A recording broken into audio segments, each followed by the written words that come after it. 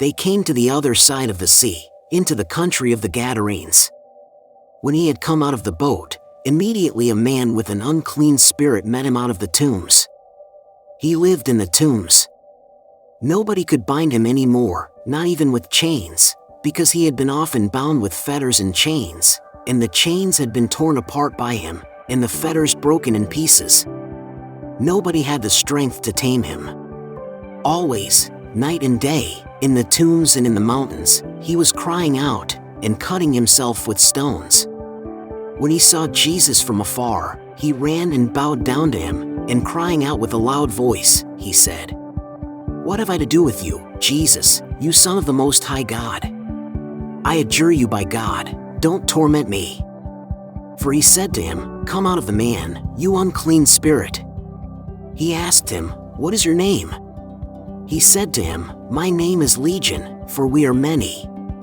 He begged him much that he would not send them away out of the country. Now on the mountainside there was a great herd of pigs feeding. All the demons begged him, saying, "Send us into the pigs, that we may enter into them." At once Jesus gave them permission. The unclean spirits came out and entered into the pigs. The herd of about 2,000 rushed down the steep bank into the sea, and they were drowned in the sea. Those who fed the pigs fled, and told it in the city and in the country. The people came to see what it was that had happened. They came to Jesus, and saw him who had been possessed by demons sitting, clothed, and in his right mind, even him who had the legion, and they were afraid. Those who saw it declared to them what happened to him who was possessed by demons, and about the pigs. They began to beg him to depart from their region. As he was entering into the boat, he who had been possessed by demons begged him that he might be with him. He didn't allow him, but said to him, "Go to your house, to your friends, and tell them what great things the Lord has done for you and how he had mercy on you." He went his way, and began to proclaim in Decapolis how Jesus had done great things for him, and everyone marveled. When Jesus had crossed back over in the boat to the other side, a great multitude was gathered to him, and he was by the sea. Behold, one of the rulers of the synagogue, Jairus by name, came, and seeing him, he fell at his feet and begged him much, saying, "My little daughter is at the point of death. Please come and lay your hands on her, that she may be made healthy, and live." He went with him, and a great multitude followed him, and they pressed upon him on all sides. A certain woman who had a discharge of blood for 12 years, and had suffered many things by many physicians, and had spent all that she had, and was no better, but rather grew worse, having heard the things concerning Jesus, came up behind him in the crowd and touched his clothes. For she said, "If I just touch his clothes, I will be made well." Immediately the flow of her blood was dried up, and she felt in her body that she was healed of her affliction.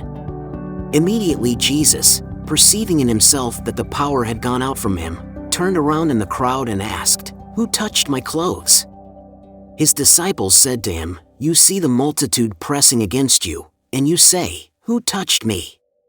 He looked around to see her who had done this thing. But the woman, fearing and trembling, knowing what had been done to her, came and fell down before him, and told him all the truth. He said to her, "Daughter, your faith has made you well. Go in peace, and be cured of your disease."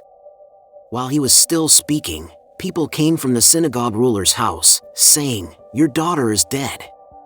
Why bother the teacher anymore?" But Jesus, when he heard the message spoken, immediately said to the ruler of the synagogue, "Don't be afraid, only believe."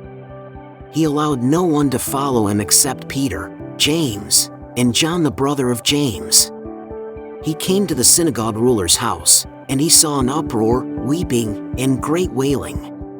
When he had entered in, he said to them, "Why do you make an uproar and weep? The child is not dead, but is asleep." They ridiculed him. But he, having put them all out, took the father of the child, her mother, and those who were with him, and went in where the child was lying. Taking the child by the hand, he said to her, "Talitha cumi," which means, being interpreted, "Girl, I tell you, get up." Immediately the girl rose up and walked, for she was 12 years old. They were amazed with great amazement. He strictly ordered them that no one should know this, and commanded that something should be given to her to eat.